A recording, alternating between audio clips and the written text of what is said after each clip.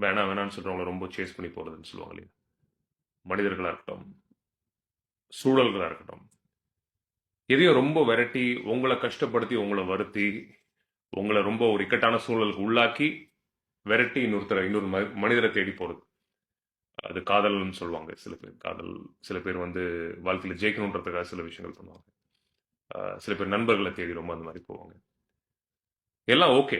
ஓரளவுக்கு ஒரு பாசம், ஒரு அன்பு, ஒரு கட்டம். நம்ம எல்லாருக்கும் தெரியும். ஒரு ஒரு மனுஷங்க நீங்க உட்கார்ந்து யோசிச்சீங்கன்னா, அது உங்களுக்கே தெரியும். நம்ம சுயமரியாதைய அளவுக்கு அதிகமா இழக்கிற ஒரு சூழல் வரும். அந்த கட்டத்துல தயவுசெய்து இந்த முடிவு நீங்க எடுத்தாகணும். இல்லன்னா உங்க வாழ்க்கைக்கு நீங்க உங்களுக்கு மரியாதை குடுக்காத ஒரு சூழல் ஆயிடும். நம்மள ஒரு மனுஷனாவே மதிக்கலன்னு அப்படி ஆயி போயிடும். நம்மளே நம்மள மதிக்காட்டி அப்புறம் என்ன பிரயோஜனம்? யார நீங்க தேடி என்ன போனா என்ன? ரிலாக்ஸ். நீங்க உங்கள வளர்த்துக்கோங்க ஒரு மனிதனா. உங்க சிந்தனைய வளர்த்துக்கோங்க. நீங்க என்ன ஒரு மனிதரா இருக்கீங்களோ, அதுல முழுமையா உணர ஆரம்பிங்க.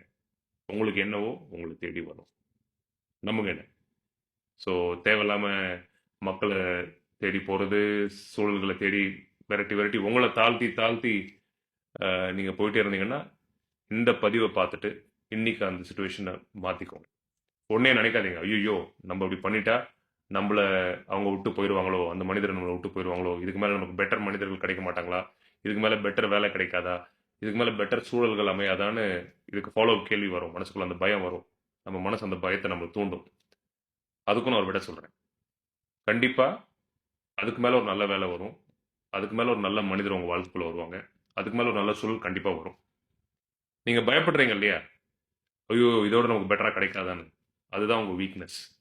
அதனால தான் உங்களுக்கு பெட்டரா விஷயங்கள் கிடைக்காம போகும். ஸோ, தைரியமா இருங்க.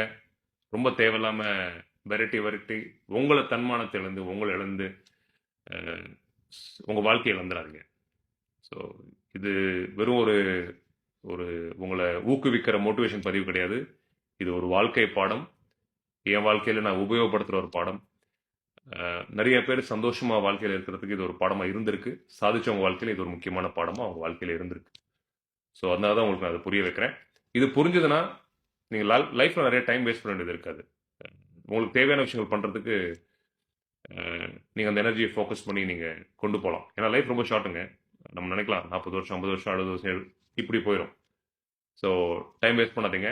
உங்களுக்கு தேவையான விஷயங்கள பண்ணிட்டு, புடிச்ச மாரி வாழ்க்கைய சந்தோஷமா வாழ்ந்து, போராட்டம் இருக்கும். அது வேற விஷயம்.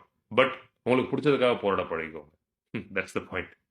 இந்த வீடியோ உங்களுக்கு ஏதோ ஒரு விதத்துல ஒரு உபயோகமா இருக்கும்ன்றது எனக்கு ஒரு நம்பிக்கை இருக்கு. தேங்க்ஸ். Love you all.